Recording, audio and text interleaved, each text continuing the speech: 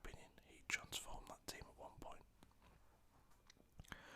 So, my first option or choice would be Patrick Vieira, who Wenger brought in from AC Milan when he first joined, and he completely turned that club around. My second is Thierry Henry. I didn't see what the fuss was about at first when he was playing on the wing, but Wenger soon found a place for him down the middle. Tony Adams, who, okay, he had a bit of a bad spell with drink and such, but you can't argue about what a player he was. Dennis Bergkamp, one of the most gifted players I've ever seen in the Premier League. And my out there pick would be Sol Campbell, who, when he made that huge decision to leave Tottenham for Arsenal, he became like Judas to Tottenham fans. But he won titles. He won FA Cups, I'm sure he did. It didn't go too well at the end at Arsenal, but he's sorting out his life now at Macclesfield. His managerial career is going very well at Macclesfield, and he has to be in there with a shout. Out of the five, I'd have to go with the one that, in my opinion,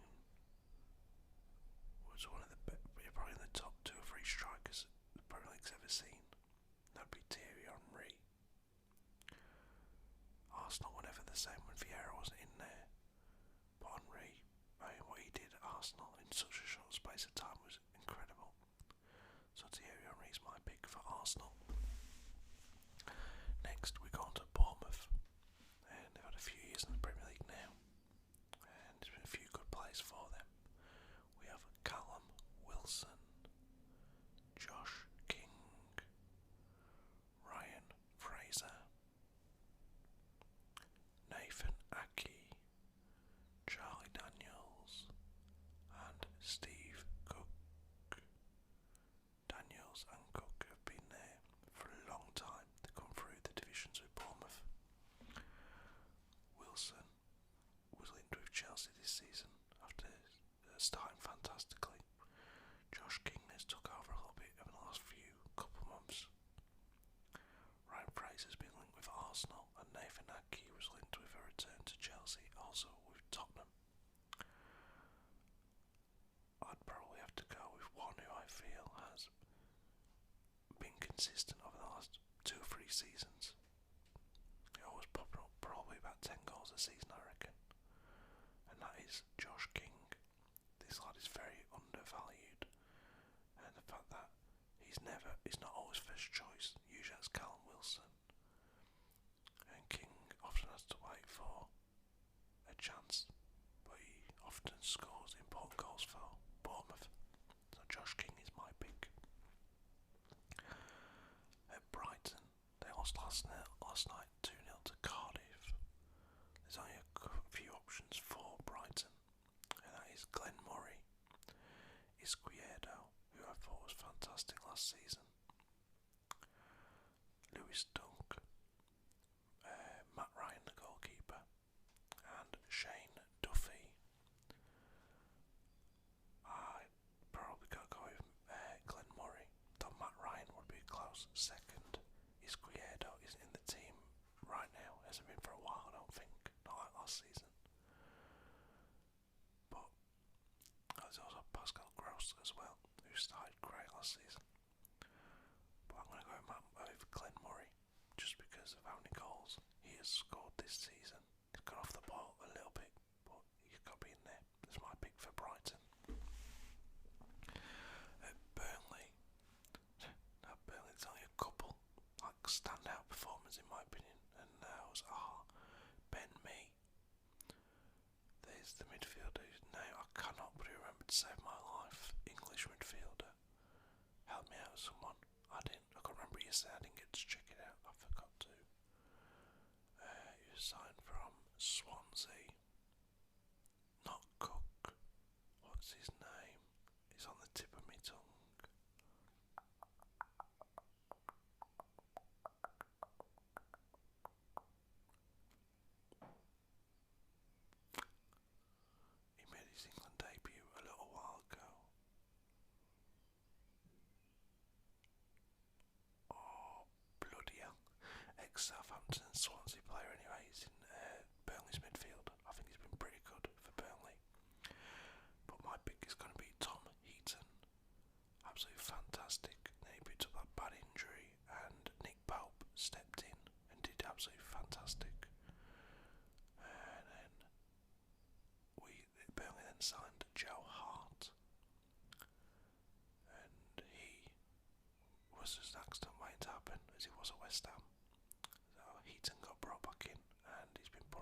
saves for Burnley since then.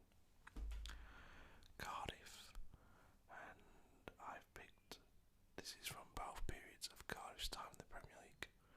I don't think they've ever really had a standout player, but I've gone with Sol Bamba, who has been pretty impressive this season. Bear in mind, he wasn't wanted by Leeds when Cardiff took him.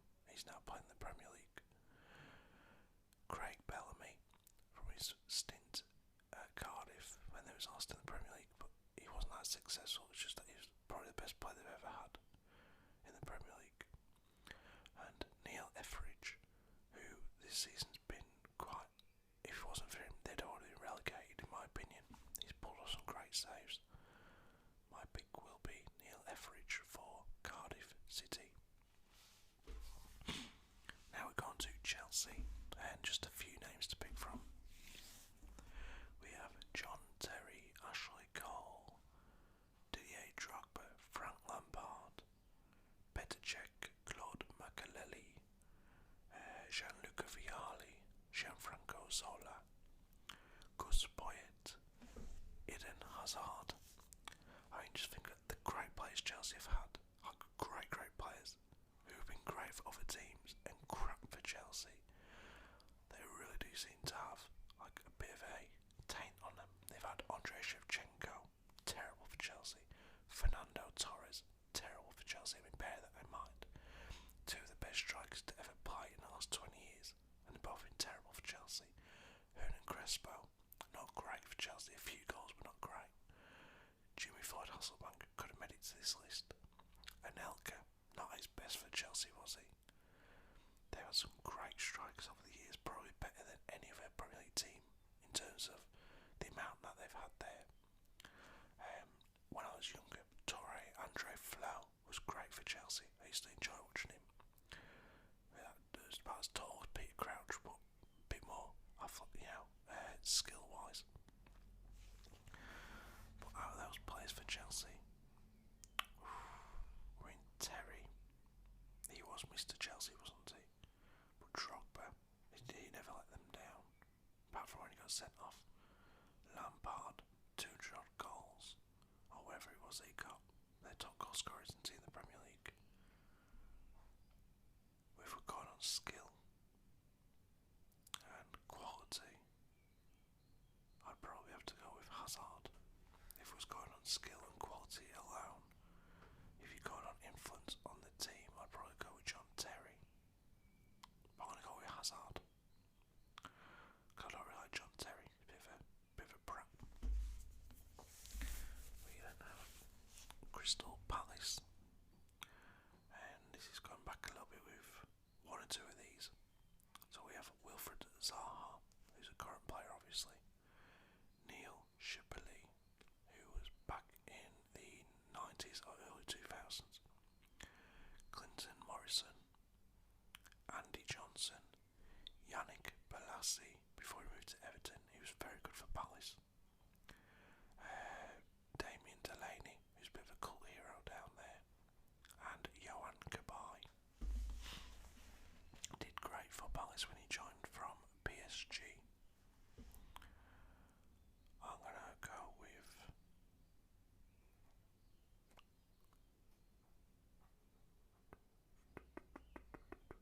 I think if you've gone on skill alone like I did with Chelsea, it'd have to be Zaha. The lad is very skillful and a great player. I don't like him, but he's a great player.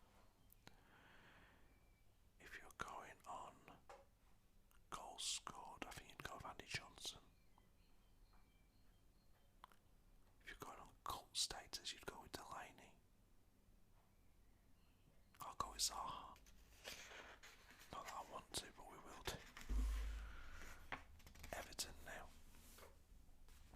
And for Everton we have a few to pick from. We have Tim Cahill, Wayne Rooney, Mikael Arteta, Leighton Baines,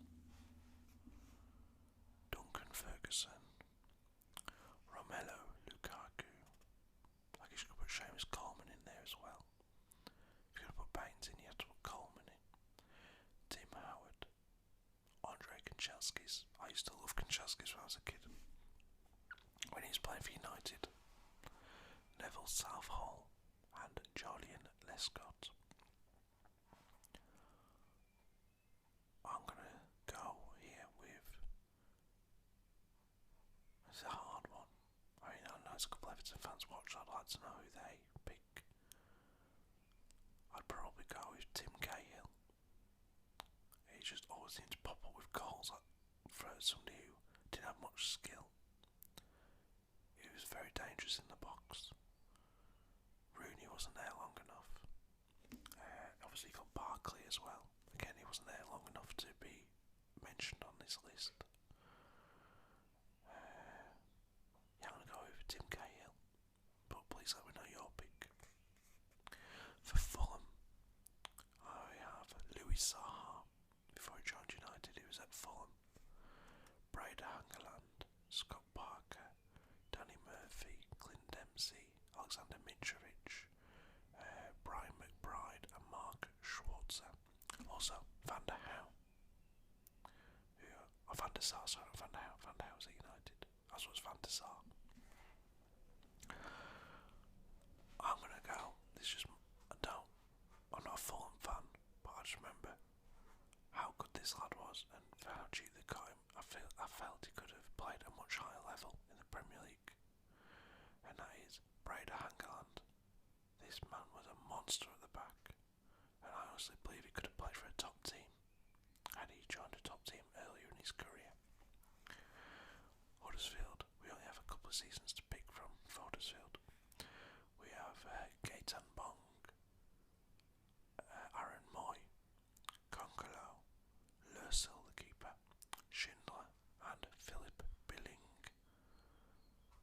Well, Aaron Moy, since he joined them, has probably been their best player in my opinion, so I'm going to go with Aaron Moy as our Huddersfield pick. Leicester City. And we have Jamie Vardy, Robert Hoof, Wes Morgan, Emile Heskey, Muzzy Izzet, Christian Fuchs, and N'Golo Kante. I could have included Kante in the Chelsea list, I completely forgot about that. Mahrez and Kasper Schmeichel. It's a tough one because I feel Vardy, Hoof, Morgan, Fuchs, Kante, Mahrez and Schmeichel were all influential in them winning that Premier League title. But I believe without Vardy's goals, obviously they would not have won the title that season. And he just kept doing it, didn't he? Over and over again. So you'd probably have to go with Jamie Vardy as Leicester's best player in the Premier League era. Liverpool. They've had a few, and I've probably missed quite a few off here. But I've gone with Steven Gerrard, Robbie Fowler, Virgil van Dijk, even though he's only had one full season, Xabi Alonso, Mascherano, Sami Hyypiä, Fernando Torres, Luis Suarez, Mo Salah and Sadio Mane. Gerrard obviously was Mr. Liverpool. I could have also put Carragher in there, but no. Gerrard would be, if he was an overall pick, I'd pick Steven Gerrard in terms of what he brought overall to Liverpool, not just the Premier League, obviously the Champions League as well, and FA Cup and whatnot. But I'm going to go with Van Dijk. Yes, I know he's only had one full season there, but if you look at the difference he's made to that team, I don't think anyone else on this list has made that sort of difference to the team, to Liverpool. So Van Dijk is my pick. Please let me know your thoughts on that. Man City, we have Kompany, Berkovic, who I remember as a kid, Georgie Kinkladze, what a player he was, Kevin De Bruyne, Aguero, Niall Quinn, David Silva, Carlos Tevez and Yaya Toure. It's hard. It's very hard. Aguero and his goal to win the first Premier League title for Man City. Kevin De Bruyne and all his skill and goals. David Silva, one of the best players to ever play in the Premier League.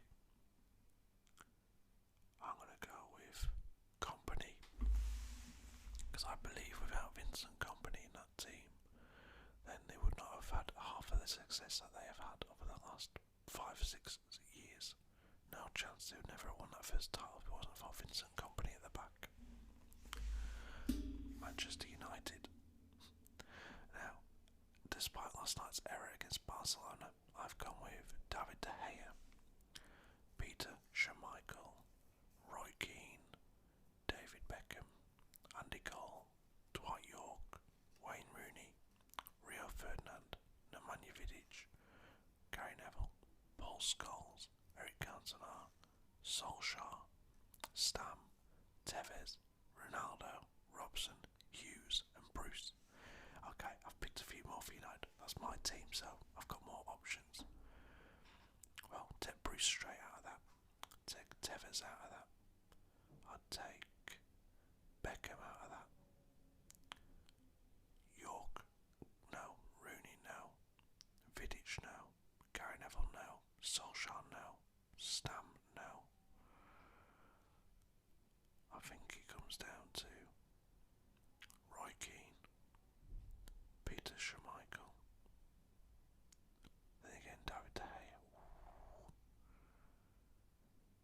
I mean, that save he made after that goal he let in last night was fantastic. Rio, Cantona, Ronaldo, and Scholes. I've got to go with Eric Cantona. Yes, Roy Keane was like influential and inspirational when I was a kid, but Eric Cantona, just the arrogance of that man, like, it was just incredible to watch. He'd pull up his collar on his shirt and he'd just stand there after scoring a goal, like that penalty, I think it was against Liverpool after his suspension. He just stood there just looking around like, yeah, you knew I was going to do it. I knew I was going to do it, and I did it. It's fantastic to watch. Newcastle.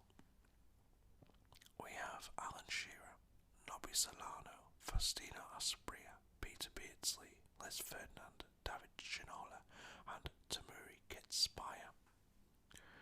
I don't believe anyone in the current Newcastle team deserves a place on this list. I'm going to go with Alan Shearer for obvious reasons. You know, he's pretty impressive for Newcastle, a local lad, and he done good for Newcastle. So Alan Shearer. Southampton. I started a list. I got Marion Barhars down, and I thought, sod it, there's no point putting a list. Just Letizier.